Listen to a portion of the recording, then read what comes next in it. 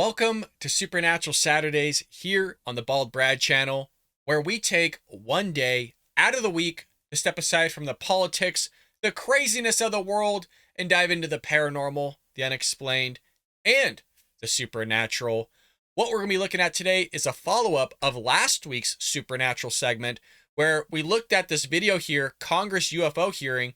It's even crazier than you think, and we had two skeptics about this whole thing, Mick West and Stephen Greenstreet, talk about other possibilities of what all these UFOs, these UAP sightings could be.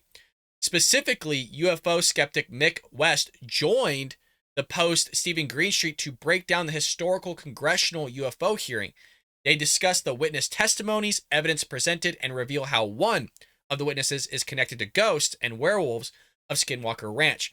Now, Stephen Greenstreet talked a lot about videos that he created that basically disproves some of this stuff, and that's this video right here, the UFO Lie, Shocking Truth of Pentagon AAWSAP program. We heard about this, and we all came to agreement, we need to check this out and see what the man has to say, because we can't always listen to viewpoints that basically side with us, which is, in a nutshell, confirmation bias. So let's hear what the man has to say. Many of you know we're out there to explore all this stuff. We don't know what's truth and what isn't. Hence the exploration. Hit that like and subscribe button if you haven't already. Head over to baldbrad.com. Pick yourself up some merchandise. We got a lot of goodies over there for you. Without further ado, let's go ahead and roll it.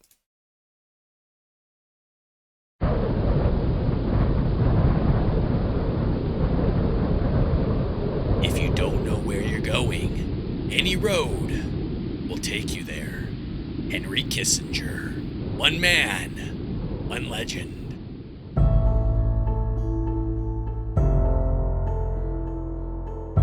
You are here, in the middle of a domino effect. One that started years ago, and one that shows no sign of stopping. A bombshell story said UFOs are real. A whistleblower said the government knows. The military has encountered them every day. For years, there are videos and photos. Insiders say off-world vehicles. Congress says we need to know more about the UFO. A task force created to figure it out. Are they aliens? Is there doubt? A report's released saying maybe it's real. The information comes with an official seal. A UFO office without delusions will look to the skies and find conclusions. The government seems ready for the long haul, and on the dominoes fall. I will tell you. Orale! At first I was like, is this guy trying to rhyme here? Like, what's going on? Be a little poet? Throwing up gang signs? Like, what up, homie? You unequivocally that there is very compelling evidence that we may not be alone. This all seems like it's heading towards an ultimate truth no longer ignored. A revelation, for better or worse, will further define the universe. But the story was too good to be true.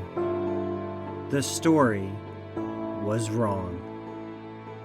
And instead of being closer to the truth, we probably couldn't be further away.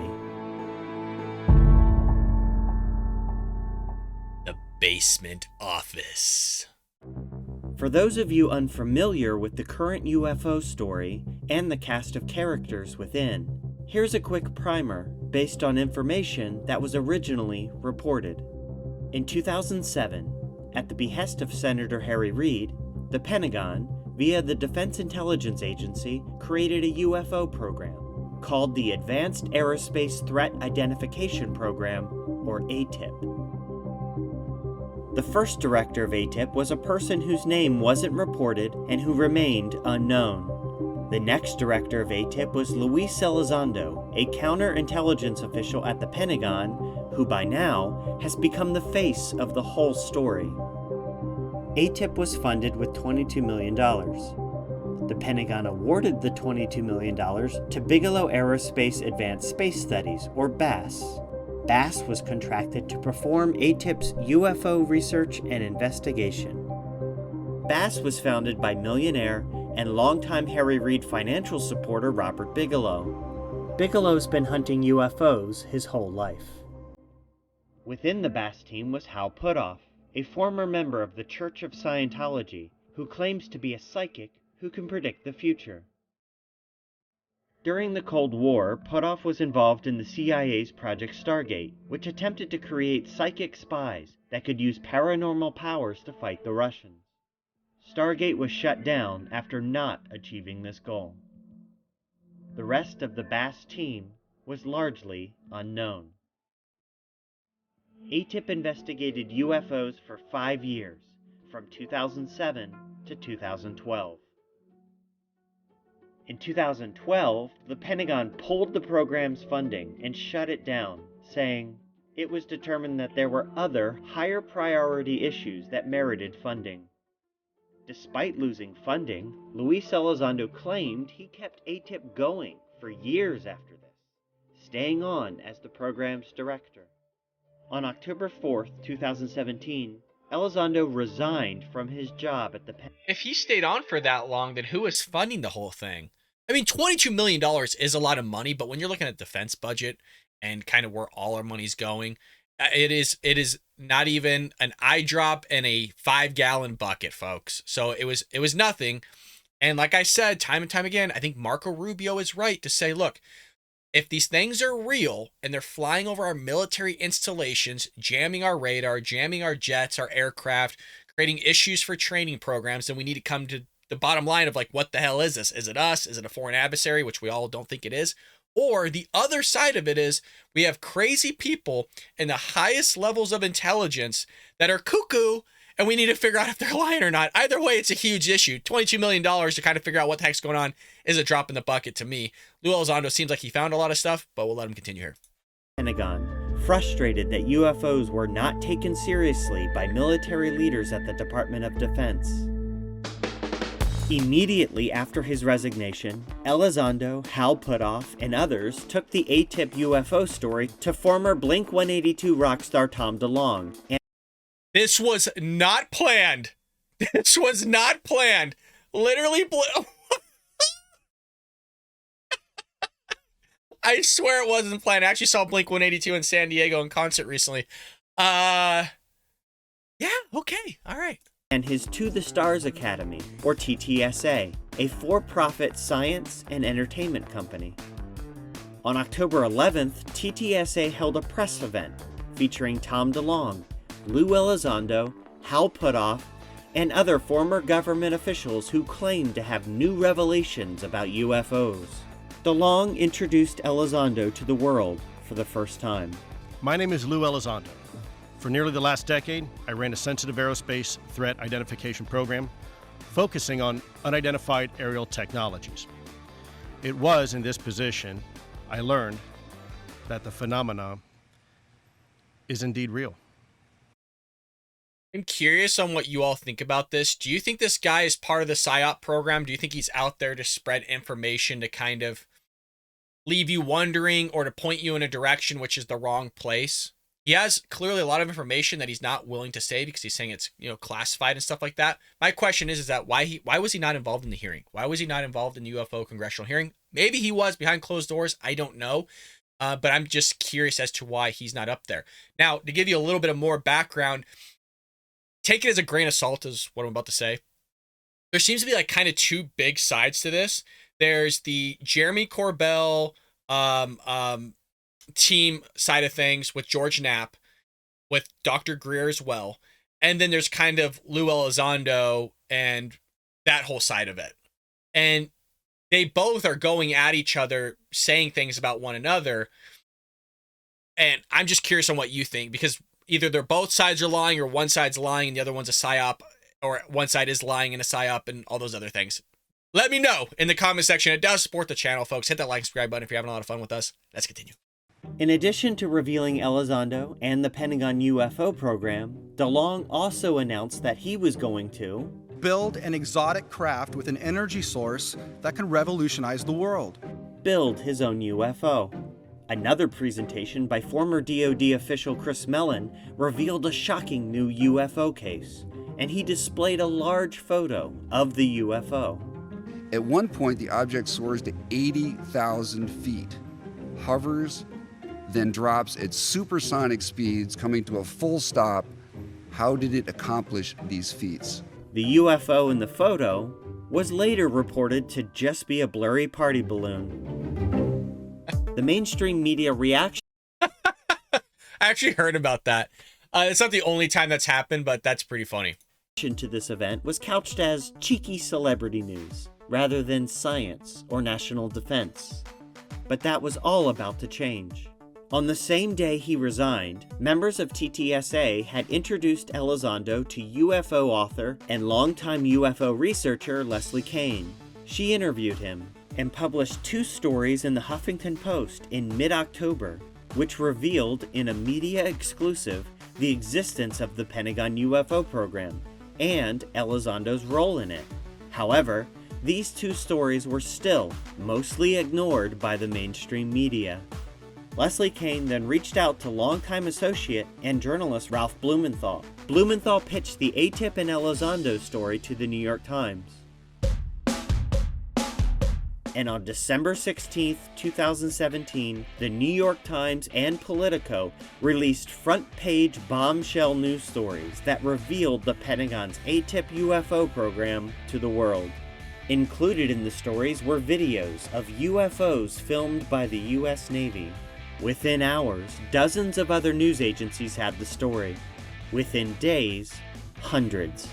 The first domino had finally fallen. There is very compelling evidence that we may not be alone, whatever that means. Full speed ahead. Ain't gonna stop till we're all the way there. Full speed ahead. But some people had doubts. They noticed that something was off, that some things were not adding up. One of those people was researcher John Greenwald, one of the nation's leading authorities on government secrets. He runs the Black Vault, a website that hosts millions of pages of government documents obtained via the Freedom of Information Act. When he read the December 2017 UFO stories, he immediately noticed some strange discrepancies. Well, right off the bat, I noticed that the reporting from Brian Bender at Politico and Leslie Kean, Ralph Blumenthal, and Helene. I think this guy's written some books. I'm going to have to look into that because I would find it fascinating what this guy has to say about a lot of this stuff, especially if he's like conglomerating or kind of building a warehouse of declassified documents, like such as his website. That'd be really cool. Cooper at New York Times had a slightly different program name. Politico says Advanced Aviation Threat Identification Program. New York Times reports Advanced Aerospace Threat Identification Program. Why was there that difference? The amount of sources that both news media outlets had were very, very small and likely the same. So how is it that the reporting was different? As the reporting went on, it got worse. I mean, there were like 7 or 8. I lined them all up with dates and who the media outlet was. And there were like 7 different variations of what AATIP even stood for. And to an investigator or a researcher like myself, and there's a lot of other people out there, if you're looking into something, you need to have the name right. Because if you don't have the name right, how are you going to find anything? Right. Because when you submit a Freedom of Information Act request, you have to be specific with the government what you're asking for. So if you requested for the Advanced Aviation Threat Identification Program, they could come back and say, hey, that doesn't exist. Absolutely. Because the name was wrong. Yep. And you could suddenly be on a goose chase looking for the truth, for the real documents, correct? Absolutely. The accuracy there was incredibly important. The Pentagon officially acknowledging its Advanced Aviation Threat Identification Program. Pentagon has confirmed the existence of the Advanced Aerospace Threat Identification Program. The Advanced Aerospace. The Advanced Aerial Threat Identification Program. Question. Why couldn't you just ask the source in terms of who wrote the piece from Politico, or what was it? The other one was like New York Post or something like that, or New York Times, whatever it was. Like, why couldn't you just say, hey, you know what? I wanted to follow up here. You have the advanced aviation program or whatever. This one has the advanced aerospace identification program. Like, why are these two words different? What were your sources to get these names? And I think you could have came down to the bottom line. Furthermore, I mean, is it really that big of a deal in my opinion? Not really, because okay, you put in aviation and you gotta switch to aerospace. I mean, if you're somebody that has a house full of 2 million plus documents, you've been down this road probably before of trying to get documents out there, so you got to put in a different name, and you already aggregated all the other possibilities that could have been, so you could just throw those in there as well and just try to get everything. Program. So the writing was on the wall that there was something odd just behind the meaning of the acronym. Another reported detail that is inconsistent was the years all this supposedly occurred. The original New York Times report said the program began in 2007. But further down the same article, they report the funding and actual contract creation of the program wasn't until late 2008. You start digging in on that and realize that the bid solicitation was never posted for companies to bid on getting the contract, wasn't posted until 2008. Yet we were led to believe that AATIP started in 2007. Created in 2007. 2007. So how can you solicit bids a year after the program allegedly started when the reporting said $22 million went to a contractor that started a year before the bid went in? Wait, none of that makes sense. It could actually make sense, and hopefully I'm not trying to create a lot of reach here, but it's a terrible and really rough analogy, but hear me out here. Is you wrote a script, a movie script. You have certain characters in mind. You have certain people in mind that you would like to play certain roles. You would have certain directors that you would like to do or to direct it. You have certain executive producers like to be a part of it. Producers, like whole crews, right? Maybe some actual like warehouses and production houses that want to be involved with it as well. But you don't actually have the funding yet. You went out and created an entire script and you have all the puzzle pieces there to create something.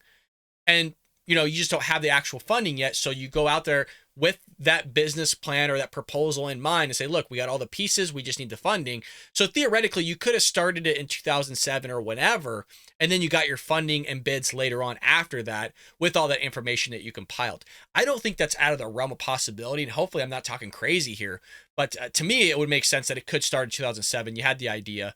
You hear people talk about this all the time of, oh, I wrote a movie script when I was 15, like Superbad, for example, with Seth Rogen. Yeah, I had it sitting in the drawer for a while, so, I've been working on this for decades, even though you weren't really working on it for decades, but you'll say that anyways. That's kind of similar with what I believe is happening here. Adding to the confusion, Politico's reporting released on the same day as the Times, with reportedly the same sources as the Times, says AATIP began in 2009. What? Now, in journalism, dates and names are so basic. You want to get the basic names right. You want to get the basic dates right. You can't be a year or two off. And to this day, the reported dates of the UFO program remain all over the place. Generally, in reporting like that, if one thing is wrong, you have to ask the question, what else is wrong? Further questions and issues arose with Lue Elizondo's role with AATIP. In hundreds of media reports, Elizondo is credited as the director of AATIP. Media outlets also phrased it as he ran the program, or he was in charge of the program. And Elizondo, without doubt, is the face of this whole story now. But the Pentagon has released statements stating Mr. Elizondo had no responsibilities with AATIP. And this is a statement the Pentagon has doubled down on, and they're not budging. Yeah, but look when those statements came out. I mean, you're talking almost a decade later. And if what's his face said, oh God, he worked in S4, why I'm blank on his name. Big UFO guy. We did a whole thing on him. I am totally blanking right now.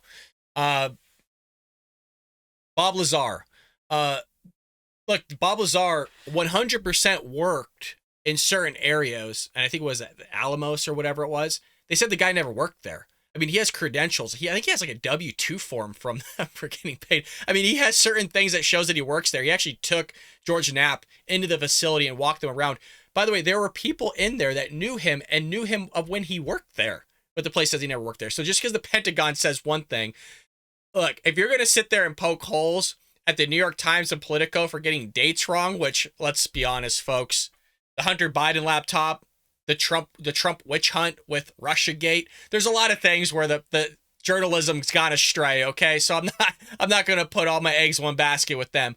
But with here, decades later, Pentagon doesn't like the fact that he came out whistleblowing all this stuff, giving them all this information, regardless of whether he exposed classified or declassified information, doesn't matter. It's a little sus, is all. And even now, over 4 years later, this central part of the whole story continues to be disputed. Another confusing detail is, at the very top of the original Times report is a video of a UFO filmed by the US Navy. The Times reports that AATIP investigated and released this now famous video to the public. Yet the video was shot in 2015. AATIP shut down in 2012. Also, the Department of Defense released a statement saying no, that video had not been cleared for public release. But didn't Lue Elizondo say that he stayed on from like 2012 to 2017 or something like that? Isn't that what was stated? I'm not trying to just meaningfully poke holes here, but I mean, I'm just trying to connect the dots of what this guy's trying to say. I'm in the same boat as him. I'm a skeptic. That's why we do Supernatural Saturdays. Yes, to get away from the politics and the craziness of everything. That is true. But I've always been curious about this since I was a little kid with the experiences that I had with the supernatural and the paranormal and all those things.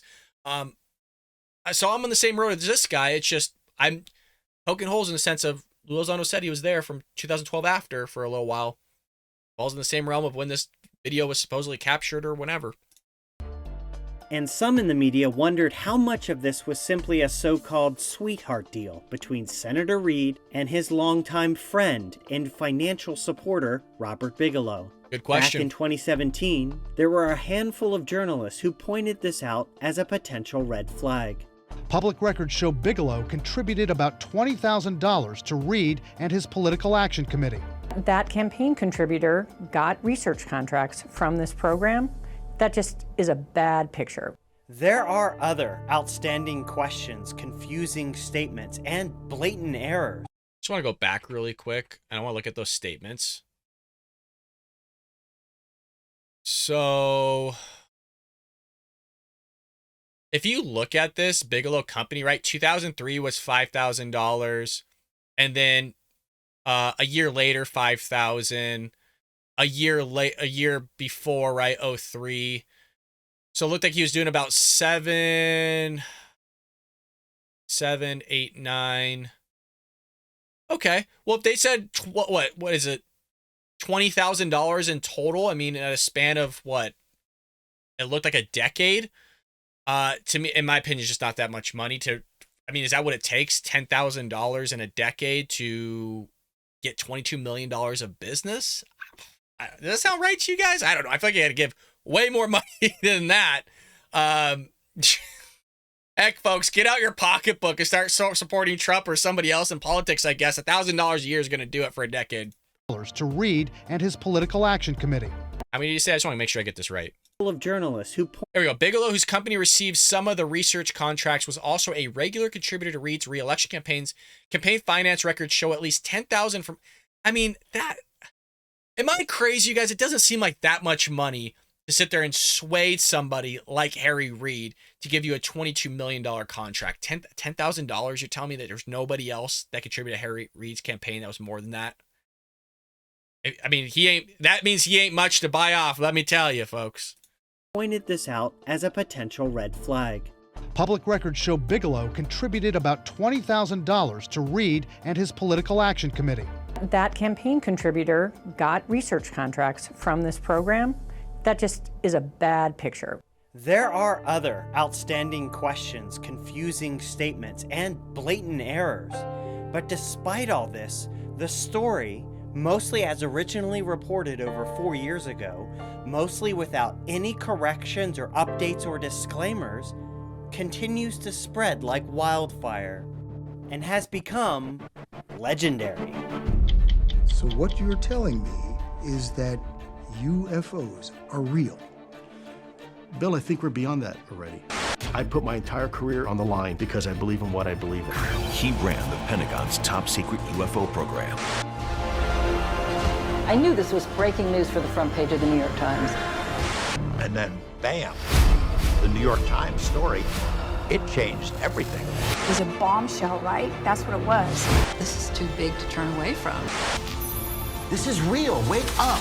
TMZ investigates. I don't know if I'm going to have a job tomorrow just for having this conversation with you. UFOs, the Pentagon Proof, Tuesday at 8. Then, in October of 2021, the plot twist. Remember that unknown and unnamed individual who was the first director of the AATIP UFO program? Well, we eventually learned his name, James Lacatski. And after that, we learned his story. He's finally come out of the shadows to set the record straight. I didn't know there was two guys running the show. This is news to me. I've never heard this guy's name. I'm really intrigued now. Lacatski, along with Colm Kelleher, a project manager for the Pentagon program, and journalist George Knapp, released a book titled Skinwalkers at the Pentagon, an insider's account of the secret government UFO program. I think that's a fairly new book. They say the story we've been told for over 4 years is wrong. Lacatski's book says, since the December 2017 article in the New York Times, there has been a multi-year frenzy of speculation, misinformation, and confusion about the nature of the program. One of the purposes of this book is to correct the record. Co-author Colm Kelleher did an interview saying, the New York Times article in December 2017 mistakenly used that acronym AATIP, and they mistakenly assigned Lue Elizondo to be head of this program. And that was a mistake in reporting by the New York Times. They say many details in the original story were in error. And guess what? There's actually real documented evidence to back that up. And surprisingly, some of these documents have been out in the public domain for years now. It's just that many people, including myself, didn't fully understand what they were or how they related, if at all, to a Pentagon UFO program called AATIP. Probably because they don't mention anything about AATIP and they don't mention UFOs. They mention something else. So I now present to you the mostly untold and underreported story of the Pentagon's AAWSAP program. In 2008, at the behest of Senator Harry Reid, the Pentagon, through the Defense Intelligence Agency, created a program not called AATIP, but rather the Advanced Aerospace Weapons Systems Application Program, or AAWSAP. We know this because here's the actual official Pentagon document outlining AAWSAP, not AATIP. All right, let's look at the document just really quick here. So the Acquisition Support Division of the Defense Intelligence Agency, DIA, has the responsibility to provide guidance and oversight of the Department of Defense acquisition process. Produce and maintains a projection environment in which the U.S. air, naval, ground, and space. Okay, here we go. In order to accurately assess the foreign threat to U.S. weapon systems, a complete as possible understanding of potential breakthrough technology applications employed in future aerospace weapon systems must be obtained. Objective is one aspect of the future threat environment involves advanced aerospace weapon systems application. The objective of this program is to understand the physics and engineering of these applications as they apply to the foreign threat out to the far term, through 2050. So looking at new technologies, basically. Interesting. Okay.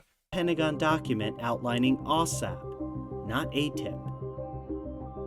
The director of AAWSAP was a Defense Intelligence Agency scientist named James Lacatski. We know this because here is his name listed on official Pentagon documents as being in charge of the program. In many ways, AAWSAP started with James Lacatski. According to both Lacatski and Senator Reid, Lacatski had approached the senator to say he believed the UFO phenomena was real, and he wanted a program to investigate not just UFOs, but also how UFOs might fit into the realm of what we might consider the paranormal. Reid told Lacatski he would support the creation of a program, but, according to Reid, they faced a challenge: how to convince Congress to allocate taxpayer money to investigate UFOs. Could they create a UFO program without actually mentioning UFOs? Reid told New York Magazine, "I said to Lacatski, well, if you were me, what would you say to people in power in the United States Senate who have huge control over the spending of defense money?" And here's what Lacatski said: "What I will do is prepare something for you that anyone can look at that wants to, and it's strictly science." He put it in scientific language, what the study should consist of. Here are the actual AAWSAP contract objectives. There are no mentions of UFOs at all. To anyone reading it, it might seem like just a normal aerospace technology contract. The actual objective of the program was essentially, using currently evolving technology trends, predict what kind of aerospace technologies foreign adversaries will have 40 years from now. That's basically it. AAWSAP appeared to be something normal, that the government would normally spend money on.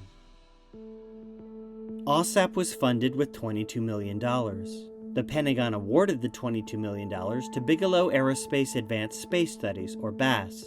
BASS was contracted to perform all of AAWSAP's technical research and analysis. We know this because here is an actual Pentagon document acknowledging BASS as the contract recipient. BASS was founded by millionaire and longtime Harry Reid financial supporter Robert Bigelow. Within the BASS team was Hal Puthoff, who we already briefly discussed, as well as other scientists with a history of unorthodox ideas, including Dr. Colm Kelleher and Dr. Eric Davis, an astrophysicist who's written papers discussing psychic teleportation, time travel through Stargate wormholes, and bending spoons with your mind. BASS hired a team of 50 people, and then the work on AAWSAP began. On the surface, AAWSAP appeared to be an aerospace technology program. To Harry Reid, in his words, AAWSAP was actually a program to study UFOs and related phenomena. With BASS, however, that so-called related phenomena would take AAWSAP in a shocking and very unexpected direction. A lot of AAWSAP's investigations took place at Skinwalker Ranch, a supposed paranormal hotspot in Utah owned by Robert Bigelow. As outlined in great detail, on the record, by Lacatski and BASS leadership, the so-called Pentagon UFO program was not just a UFO program, but rather an investigation into a cornucopia of spooky and scary things, including werewolves, ghosts, and half-dinosaur, half-beaver monsters. Literally. The project manager of the program referred to Skinwalker Ranch as a paranormal Disneyland. So the idea was to have a living laboratory on Skinwalker Ranch that we could assess what was going on. Unusual creatures, discarnate voices, poltergeist activity. So it was a paranormal Disneyland that really started the whole thing off.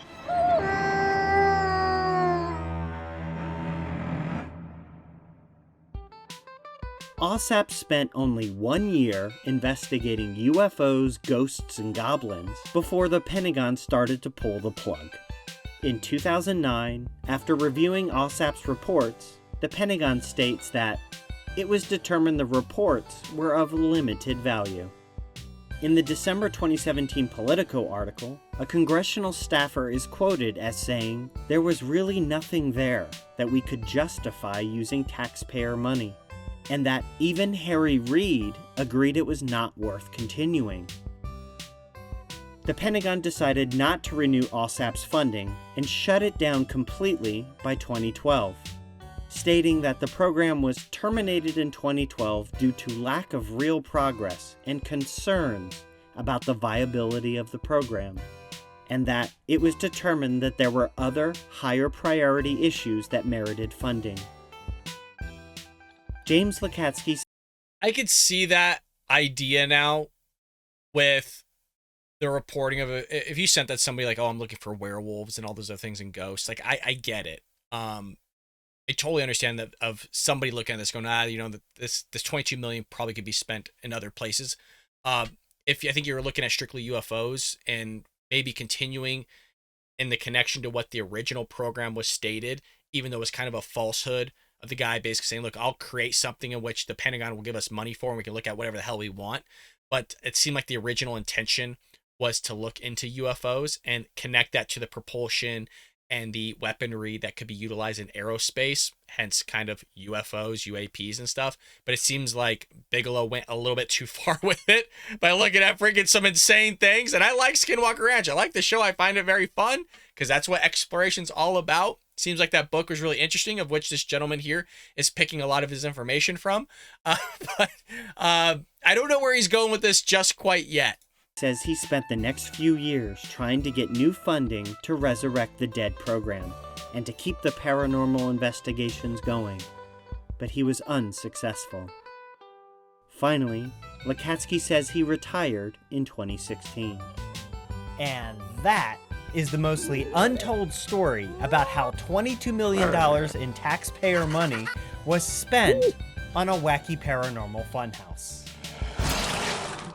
And it appears that at the time, the Pentagon had no idea this silly, spooky stuff was even happening. How is that possible? Well, Lacatski, the Pentagon director of the program, says that for security reasons, he was hiding AAWSAP's activities from officials at the Pentagon. People in my own office, they didn't know what we were doing. They had no idea that I was running Skinwalker Ranch. They had no idea whatsoever. And was Harry Reid aware of the ghosts and goblins? Well, I guess it depends on which version of his story you want to believe. In 2018, in an interview with New York Magazine, Reid denied ever being briefed or updated on any of AAWSAP's activities. Ever? Ever.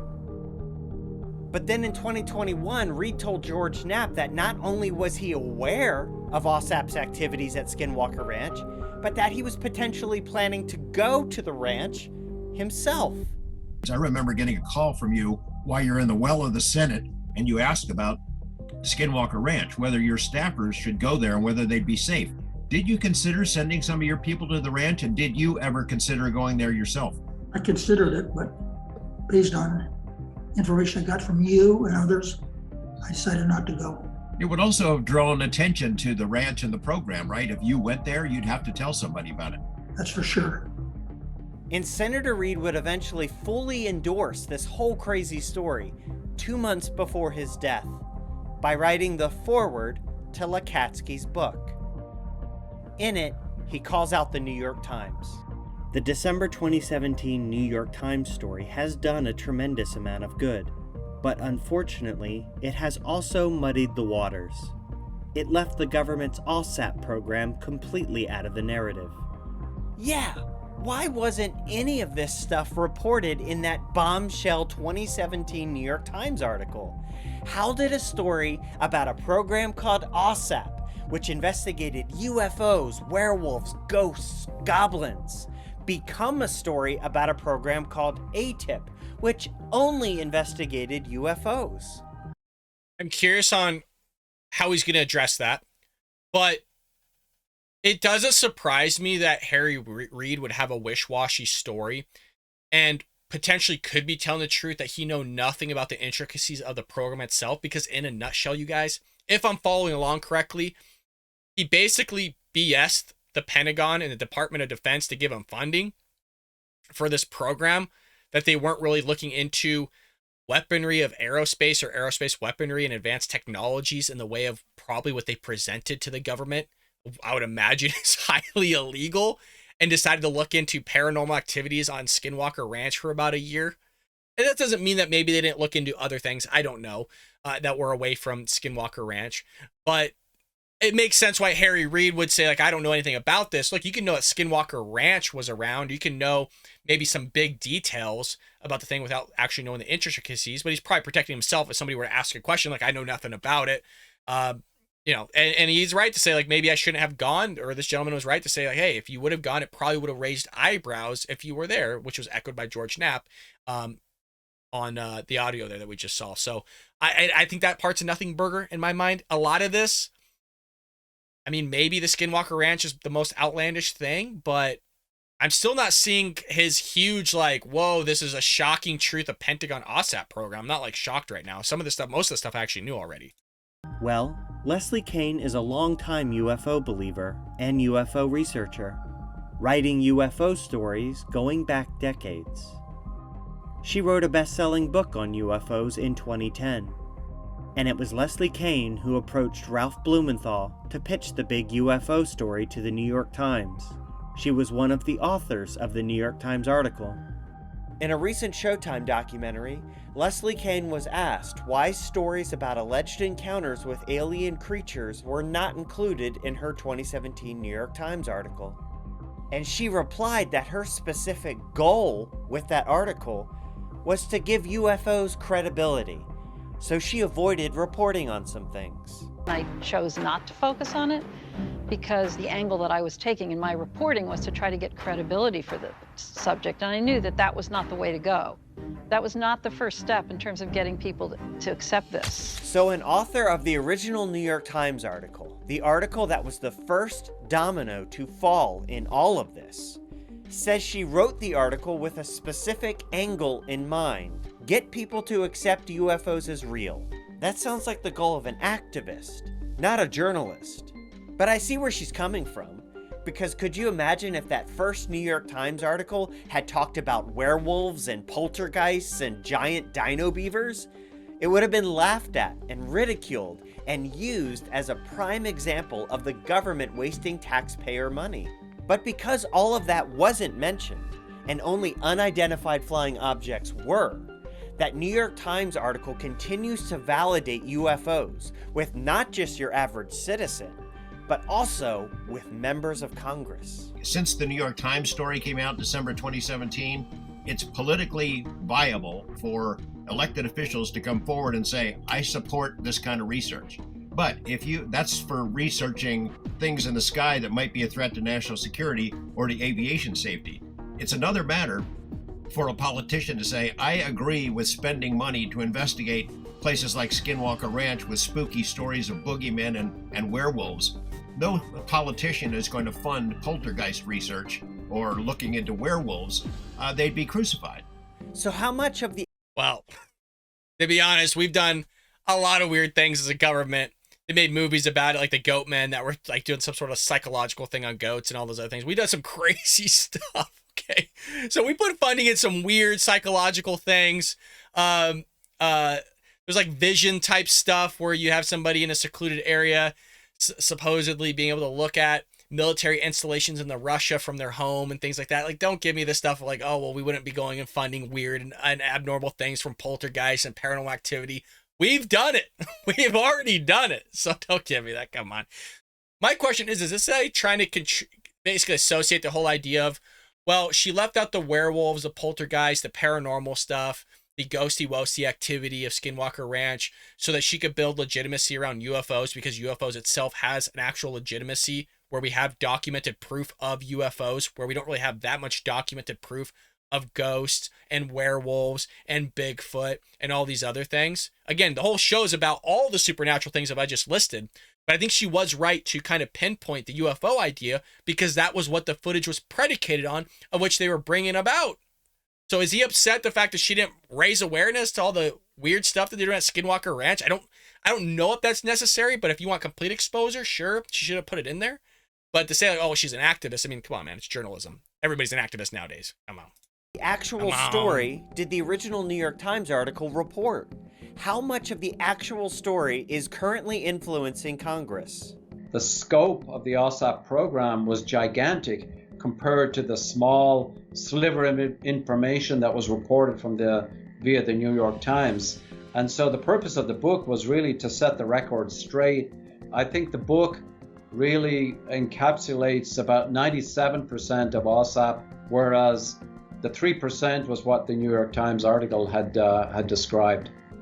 3%. According to those actually in charge of the actual program, the original New York Times article about the program only contains 3% of the actual story. 97% wasn't included. So let's talk about the 3% that was. It was originally reported that the name of the program was AATIP, and it was led by a guy named Lue Elizondo. So first, where the heck did the name AATIP come from? In his book, program director James Lacatski writes, AATIP was a made-up substitute name to describe AAWSAP. Okay. A made-up name? So he's saying that AATIP didn't even exist, that AATIP itself was a nickname, and only a nickname, to the AAWSAP program. So they were the exact same thing. AATIP was just a nickname, AAWSAP being the program. The program was nicknamed Advanced Aerospace Threat Identification Program, AATIP. People have had trouble trying to get documents out of the Pentagon by saying they want all documents in AATIP, and they have a hard time because that wasn't actually the name of the program. The top name there is the actual name of the program, but AATIP was the nickname that it went by.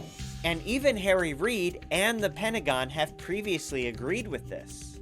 Reid stated in an interview that AATIP and AAWSAP should be considered together. When researcher Roger Glassell asked about the names AATIP and AAWSAP, a Pentagon spokeswoman replied that they were the same program, and that AAWSAP was just an alternative name for AATIP. To me, it's not a big deal. In the same way, you guys, they changed the acronym from UFO to UAP. They're talking about the same thing. I mean, we do this all the time where we create nicknames for other programs. I don't know. As of right now, this is a big nothing burger for me. So how did AATIP become a nickname for AAWSAP? Well, remember how Lacatski said he was hiding AAWSAP from other officials at the Pentagon? How, according to Lacatski, they had no idea whatsoever about AAWSAP's activities? In their book, the authors say Senator Reid and those working at Skinwalker Ranch were worried that AAWSAP's activities would eventually come to light. Yeah, that's what I just said before, because you devised a whole program that was to look at something specific, but you were kind of doing something wrong by looking at something totally else. Yeah, you were looking at paranormal and supernatural stuff, including UFOs on Skinwalker Ranch. It wasn't like that was out of the realm of questioning in terms of what they were researching. But again, yeah, you would try to hide some form of it. Again, the original idea was, how can we get funding to look in the UFO? There's no way in hell the government's just going to give us money for it. And you're like, sure, let's create a program where they will give you money for it. Yes. As such, Senator Reid submitted a request that AAWSAP be given top secret special access status, which, if approved, would have officially limited how many people had access and control over the program.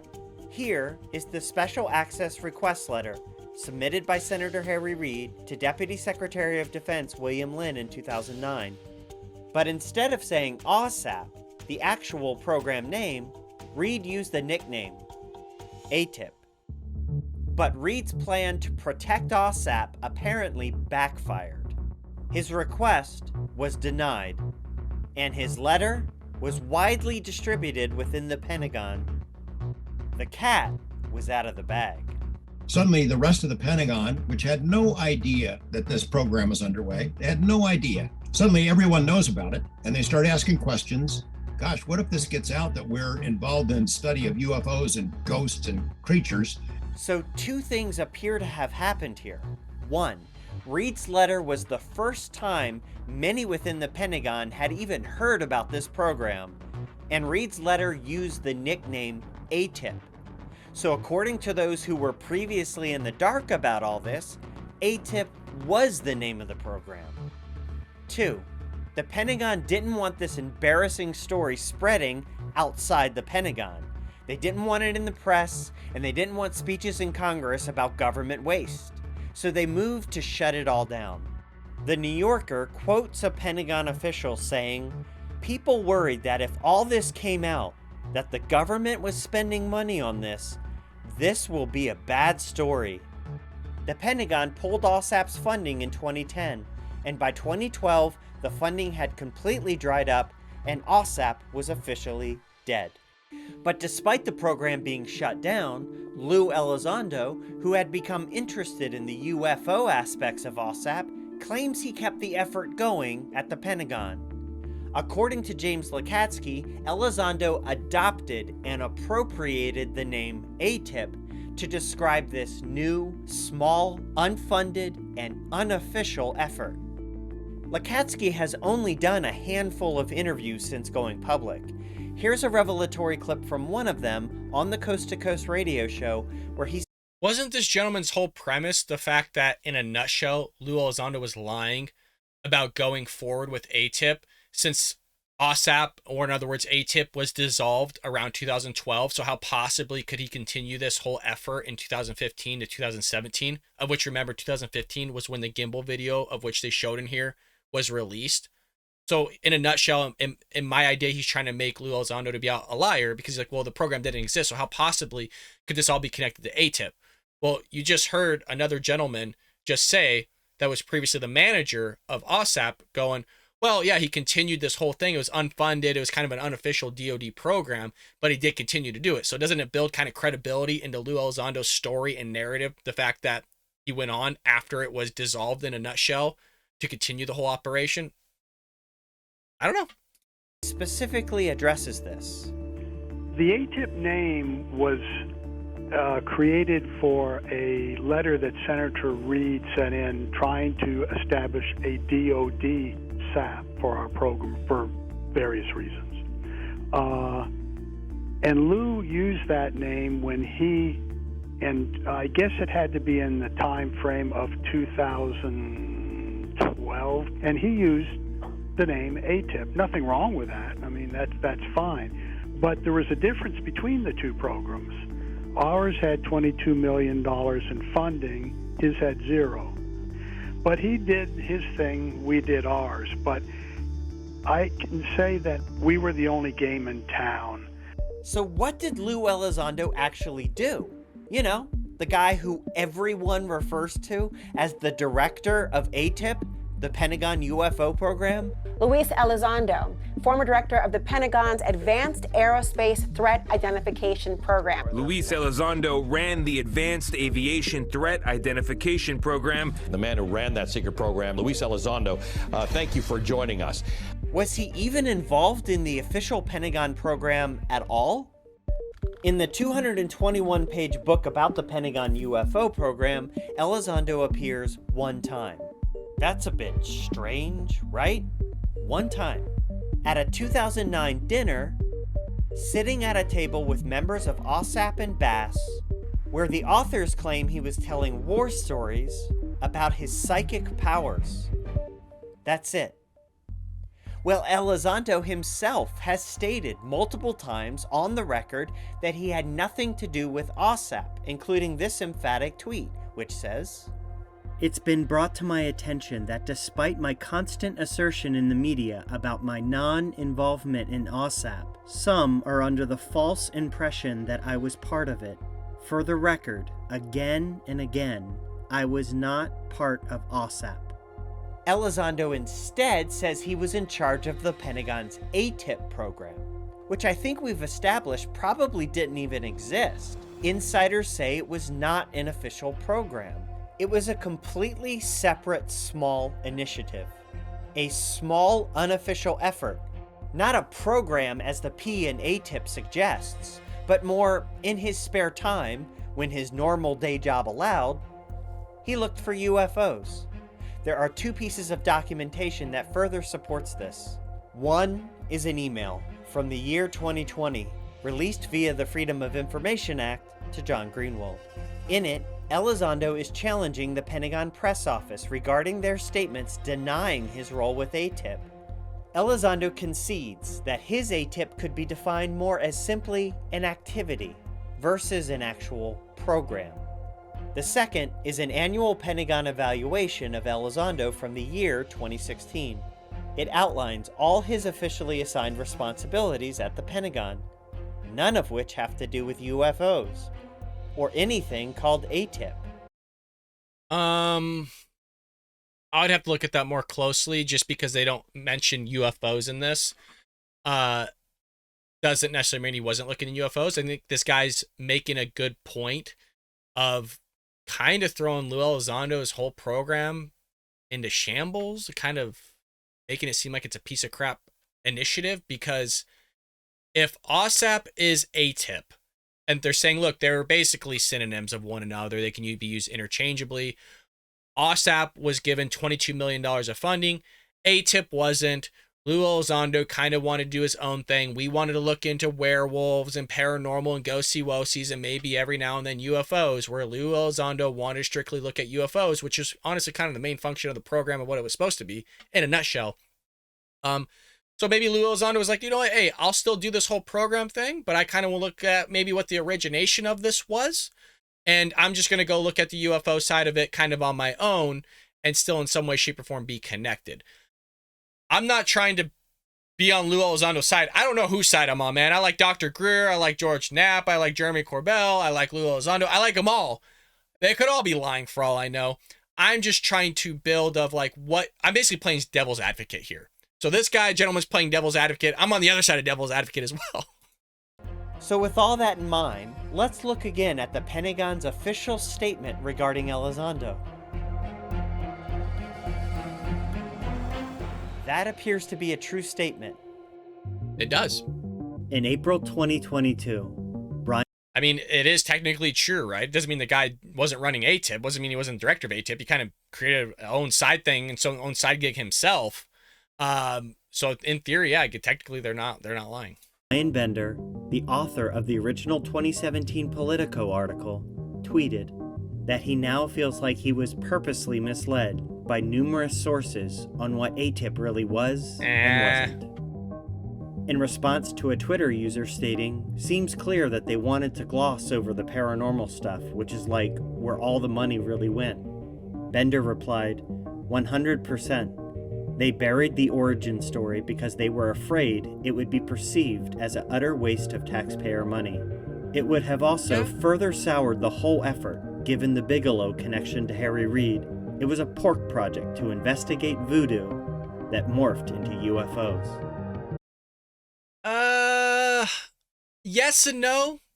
I think, yeah, I could see it being a pork project, kind of just throwing money in there to investigate the voodoo. But remember, from my understanding, AAWSAP was to originally look into UFOs, and that's why they created the language, which we saw was about aerospace weaponry and propulsion and new technologies in the realm of kind of aviation. And that's why, if you're looking down the list, it was talking about propulsion and all those other things. So I think I think that last sentence kind of switches it. It was more of UFOs morphed into this whole voodoo stuff is kind of my understanding of it. So I think he has it flip-flop. And regarding myself and all the Basement Office episodes I've made about AATIP and Elizondo, I was apparently wrong.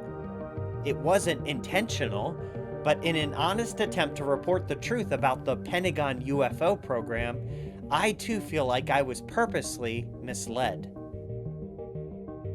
As for Elizondo, he, along with other former members of Tom DeLonge's To the Stars Academy, have been lobbying Congress to spend more money on UFOs. They say the original New York Times article continues to influence congressional leaders, since many of the paranormal aspects weren't included in that story. Again, I mean, the UFO story was about UFOs. It wasn't about werewolves. It wasn't about these paranormal, I don't know what you would call them. Anyways, the paranormal research has been done at Skinwalker Ranch. The story wasn't even about Skinwalker Ranch. It was about these unidentified flying objects that our United States Air Force has captured. And so that was what it was talking about. And it was attributed to AAWSAP. And AAWSAP, a portion of it was looking at UFOs. And so was AATIP, and Lue Elizondo kind of doing his own side thing, which was no funding, kind of just created out an activity himself and was running that side of it. So again, I'm kind of missing the huge, like the UFO lie. I don't know where the lie is at in the realm of UFOs. If you want to say they were lying about the AAWSAP program to be able to look into the paranormal stuff, yeah, I mean, you are correct. but I don't know where I just don't see the New York Times lie. I don't see it. Chris Maybe I'm Mellon, missing it. the guy who once stood in front of a gigantic photo of a blurry party balloon, admits that telling Congress about AAWSAP would be counterproductive. Their efforts appear to have paid off. Bipartisan congressional leaders like Senators Kristen Gillibrand and Marco Rubio helped create a new UFO program at the Pentagon. The new program is called the Airborne Object Identification and Management Synchronization Group. And another domino falls. I'm gonna leave you with one more thing. Lue Elizondo said he had nothing to do with AAWSAP. Nothing to do with the werewolves and ghosts and goblins. Nothing to do with AAWSAP. However, in May 2021, Elizondo filed a complaint with the Department of Defense Inspector General's office. Written in his own words, signed with his signature, Elizondo's complaint accuses some at the Pentagon of smearing his reputation by releasing statements denying his involvement as director of AATIP. In his complaint, which I obtained a copy of, he outlines, in detail, each and every role he claims to have had from 2008 to 2017. In 2008, he says he joined James Lacatski on AAWSAP. His role was, in his words, AAWSAP's Chief of Counterintelligence and Security. From 2008 to 2010, Elizondo describes his various duties with AAWSAP, including reviewing incoming reports from BASS. In April 2010, he writes, Dr. Lacatski approached me and asked if I would consider assuming the role of AAWSAP and AATIP director. And in May 2010, he says his new role was director for AATIP and AAWSAP.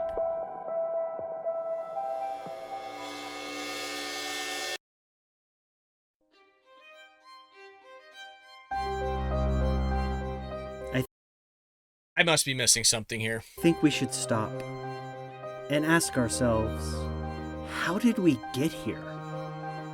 What stories brought us here? Who told those stories? Okay. I mean, there's definitely some theatrics to this. I am highly curious on what you guys think, as well as the commentary that I provided here, because, I mean, I don't have any skin in the game. I wasn't a part of either of those programs. I'm just a third-party dude that's sitting in his closet trying to explore this world of supernatural, and that's why we do these every Saturday. Look, there's a bunch of lies going back and forth from, Harry Reid to Lue Elizondo to that other guy that was a director. I think there could be a plausible story for both sides to end up being true, or maybe it's more of a gray area and a nuanced situation.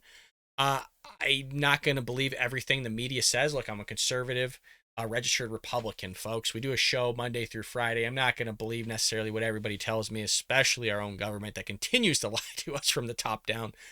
But look, it was a program that got funding. They lied about it. They were looking under the hood on other things. Do I think they should have done that? No, but they weren't going to get the money in the first place. The government's looked into more crazier-ish than what they were looking into, let me tell you. I think we do need to look into UFOs. Look, if it ends up being a nothing burger, then we know that it's a nothing burger and we got nothing to worry about. But there's a lot of stories about our military personnel coming and encountering these objects every single week, every single day. I would like to know if it's China. I would like to know if it's Russia, because if it is, they shouldn't be in our airspace. China flew a balloon and other objects over our airspace many of times, and we didn't do anything about it. We waited till it got over the Atlantic Ocean, and then we shot it out of the sky. China has had a spy base in Cuba for, I don't know, like close to a decade is what they say. So our military doesn't seem to be on top of their ish right now. Maybe this is a wake-up call of what the hell is going on, and that's what we're exploring. What the hell is going on around us with the paranormal, the ghosty wokies, the spooky ookie? We're looking into the paranormal, the unexplained, and the supernatural. Always curious, folks, on what you think about all of this. I love hanging out with you each and every day. The Supernatural Saturdays, honestly, are starting to get kind of almost more fun than doing the news. And I'm almost tempted to start a spin-off channel just looking 100% into the paranormal, the unexplained, and doing a deep dive into this stuff. I don't know yet. Tossing it up. We got a lot going on already. But Anywho, hit that like and subscribe button. Support the show by becoming a member here, even if you're not a fellow conservative or Republican. Heck, you're an American nonetheless. Become a member today. Go to baldbrad.com. Get yourself some merchandise, folks. We got a lot of goodies over there. We got hoodies. We got t-shirts. We got hats. We got mugs. We got mugs, which you saw me drinking out of. Would love for you to support us in any way you feel fit. Hit that like and subscribe button. Leave us a comment down below. Folks, I'll see you tomorrow here on The Bald Brad Show.